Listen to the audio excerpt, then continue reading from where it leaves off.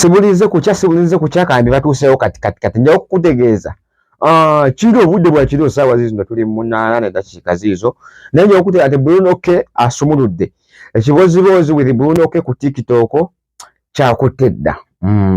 So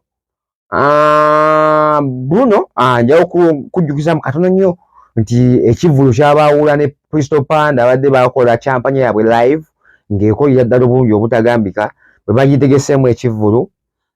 Kati abali bategese ku kivulu bo babadde bayinza okukitegeera era akasamanyi nnyo ku bategesi b'ebivulu bo badde ku sayidi ya Bruno K mu ngeri emu oba endala, but kyabaawudde Bruno K n'anyiiga ovuuki ate naye bw'otuula mu nsonga ziyadde mutuufu nnyo, n'akola eyiye ekibooziboozi ne Bruno K. Naye njagala okukutegeeza Bruno K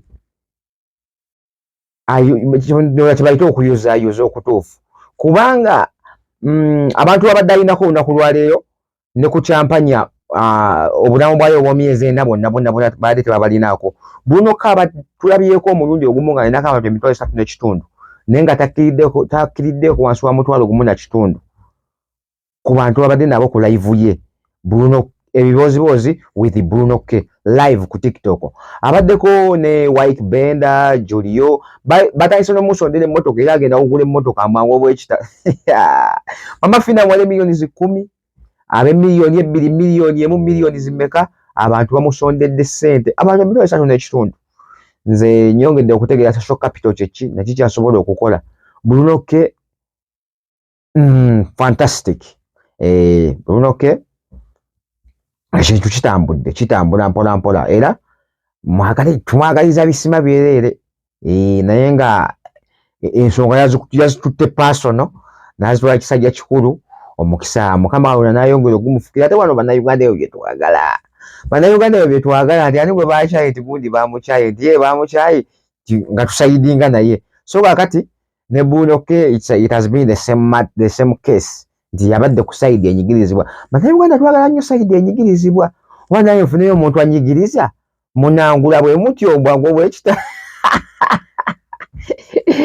yega naye mujja kungula bwangu obwekitalo obufuneyo omuntu anyigiriza muntu wale bwangu obwekitalo obutagambika kuba nange ebintu byaffe temubituulako kyamuli kyobanga ate at times we are having points. Naye nga mu kaseera kano nja okutegeeza ku bannaffe aba D-Phone Solutions bo bakola ekintu kimu, bakanika amasimu bakubira bukubiza essimu ku nnamba ezo zetadde wammanga awo n'obagamba nti ffe gundi tuli gindi obaweza buweza kifaananyi kya simu nga bajja bagiteereza awo nnyininyini wooli. Simu buli kimu ky'oyinza okulowooza ekitaaga okutereeza ku simu bakikola, screen zibiki byonna babikolera ddala obulungi obutagambika. So mu mbeera eyo nja okujjukizaako ate nti ng'ennaku z'omwezi 10 omwezi ogwokutaano nga 10 ogwokutaano tugenda kyengera ku summit. Mbazira Tone TM Live Experience endongo y'ebyennyanja weewaawo. Tugenda kuba endongo afa gwe tujjawo nga bulijjo ebintu by'endongo y'ebyennyanja tebikyali byakwogerera bigambo bingi nnyo kuba babikoze, endongo y'ebyennyanja ebikoze obulungi obutagambika. Ennaku z'omwezi 10 ogwokutaano kyengera ku summit. Naye gwe bayi disiko 5 omusajja azikuteera mu kifo kimu nga zoogera kyekimu. Yesu ayisogerayo kali nti afa gwe tugira ki? Afa gwe tujjawo. Kyengera ku summit ennaku z'omwezi nga 10 ogwokutaano lwa 6 luyo olujja tutuuse ennaku esigadde 10 zokka tugende tusinsimule disco bana abawulira. Mbazira Tone on this one again.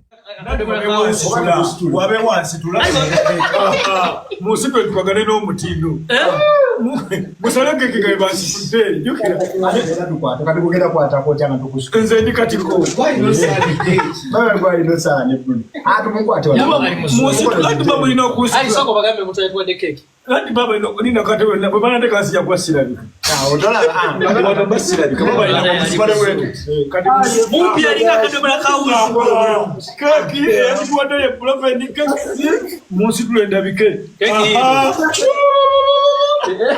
Kana kumala emu 2 3 4 5 6 7 8 10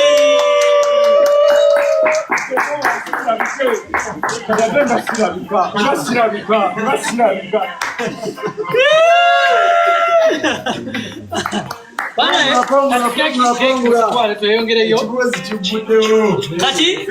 we have officially launched Echibozi.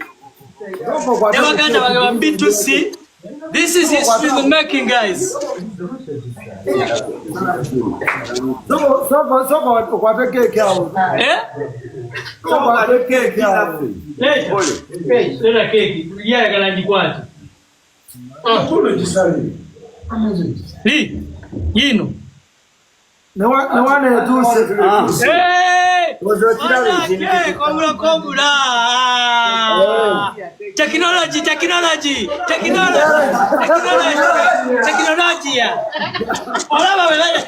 Technology. It is called technology.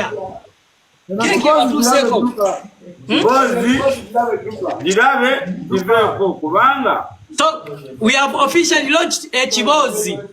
Monday evera celebrity Monday. Friday, Saturday, the vibe. Monday, Friday, Saturday. Echibozi has officially launched Bruno K. Foundation of everything I do. Zekamabulire wano Ramadan nasiba for 30 days. I fasted for 30 days in Ramadan. And people don't know. Mr. Lee echitu kyokusiba na kiyigira kumwe. Omani mugenda mu concert ku Freedom City ya soka mwasiba. Nasiba ennaku zonna ez'okusiba Ramadan. And I was telling God, I want this year to be a memorable year for me. And I can already see that this year is going to be a memorable year for me. Sure. Bless.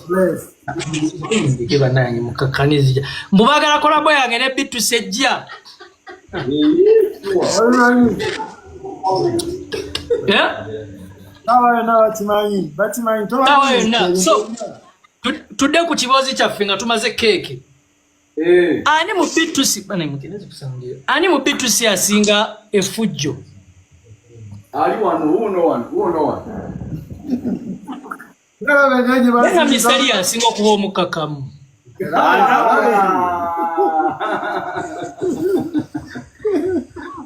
Oh no. Bamuze lwaki.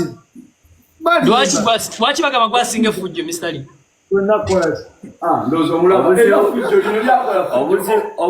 Obuzibu. Wabeera wano bambi mulowooza birala. Naye wava andozola. Mwande ku keeki ono mu bribes asirike. Ani asinga abakyala abangi mu bitusi mumusongeko. Ono. Ani asinga abakyala abangi. Ono. Siyeye. Alimbo ya gwasonga musiyeye. Musonge mwenna mwasinga abakyala abangi. Mumusonge mu. Ono. Ati ye gwasonga musiyeye. Nepiso yuju. Oyo. Wali. Kati. Ani. Oyo. You know Mukamaruni. You know anachuse. You know Mukamaruni. Tusaye bigamba nze bine byana. Mwe, sali.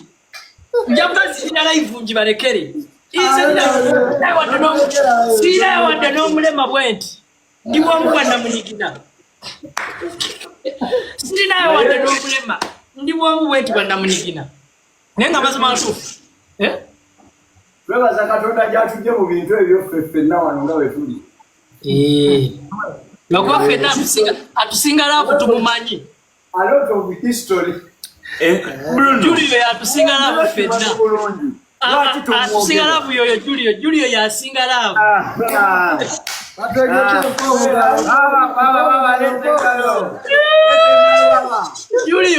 Julio asobola n'okukabira omukazi.